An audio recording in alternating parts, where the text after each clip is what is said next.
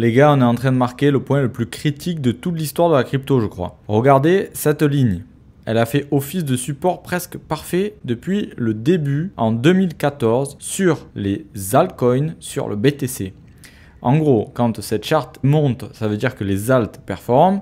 Quand cette charte descend, ça veut dire que c'est le BTC qui performe mieux que les alts. Et je sais pas honnêtement ce que ça peut donner si on va rechercher les bandes de Bollinger Bass. Ça peut faire très mal. Là, je pense pas qu'on va arriver jusqu'à là-bas. Mais voilà, dans le passé, ici on a tenu. Ici on a tenu sur la bande de Bollinger.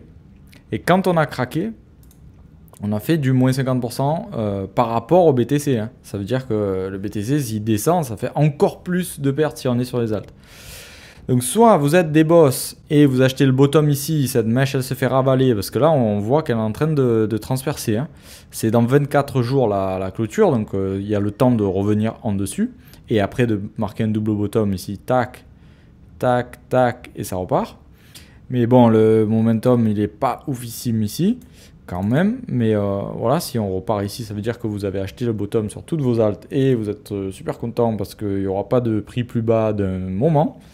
Soit ça craque et là, ça fait un truc à la 2015 là, avant de se réextraire des bandes de Bollinger Bass là, et de venir rider comme ça et de ne pas dépasser la ligne médiane ici du milieu là. Soit on a un scénario à la 2015 et c'est un peu la merde, soit c'est un double bottom et vous allez être des boss à avoir acheté le dip. Comme je vous le répète depuis plusieurs vidéos, on est quand même assez lourd sur les marchés en général, pour de multiples raisons, notamment le Nasdaq qui arrive sur des points durs quand on divise sur la masse monétaire.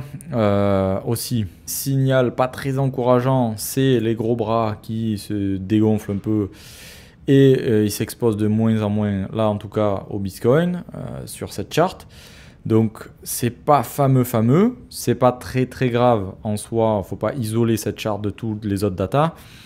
Mais en gros, quand eux ils font des divergences, ils ont souvent raison, on va dire ça comme ça.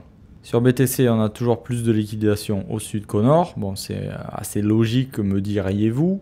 Sur ETH, on n'est pas venu laver tout le monde là. Et il y avait des liquidations bien juteuses à venir chercher. Et on s'est arrêté avant. Bon, c'était déjà une mèche énormissime. Mais est-ce qu'on viendrait pas rechercher ces liquidations avant de potentiellement repartir? Bon, ça ferait pas plaisir à tous les momentum des grosses structures. Mais bon, sur Solana, c'est pareil. En 3 mois, on a vachement de liquidations qu'on n'est pas venu chercher sur la mèche énorme là qu'on a eu avant-hier ou hier. Là. Et voilà, on a toujours du 162 à venir liquider, 150, 157. Est-ce qu'on ne ferait pas un dernier plus bas pour repartir? Bon, si on arrive à repartir, hein, je vous ai montré que sur la charte, là, c'était pas oufissime. Ici, sur une autre charte qui compare les autres cryptos, c'est-à-dire vraiment les petites cryptos comparées aux cryptos un peu plus grosses, c'est vraiment le truc le plus avancé pour voir où en est l'alt-season vraiment des petites caps et tout. En gros, cette charte, c'est quand ça monte, c'est les petites alts ou en gros l'alt-season qui démarre.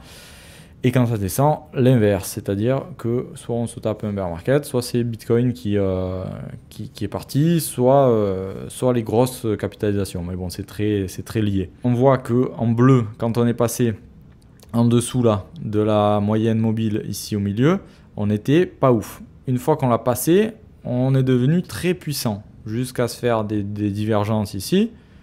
Et ensuite, on revient taper, on revient faire mine de passer dessous, on remonte. Et là, on en est au deuxième coup, on passe dessous là, depuis 2022. Donc, c'est pas oufissime avec un momentum qui s'est retourné, bien entendu. Un petit coup sur ETH BTC. C'est vrai que le momentum, il est pas bon non plus. Bon, j'espère que ça peut se retourner. Hein. Je vous dis pas que c'est fini à tout jamais. Mais c'est vrai que structure comme ça, en mode top, plus momentum pas très beau. Bon, on a toujours 24 jours à clôturer avant que cette bougie monthly se clôture. Donc on peut très bien passer au-dessus, en fait ravaler tout ça comme je vous disais hier. Mais c'est à prendre en considération. Portez-vous bien les gars, ne faites pas des dingueries avec du levier. Si vous voulez accumuler en spot, il n'y a pas de problème, c'est de l'investissement long terme. Si vous n'arrivez pas tout seul, venez me voir en description et je vous aiderai.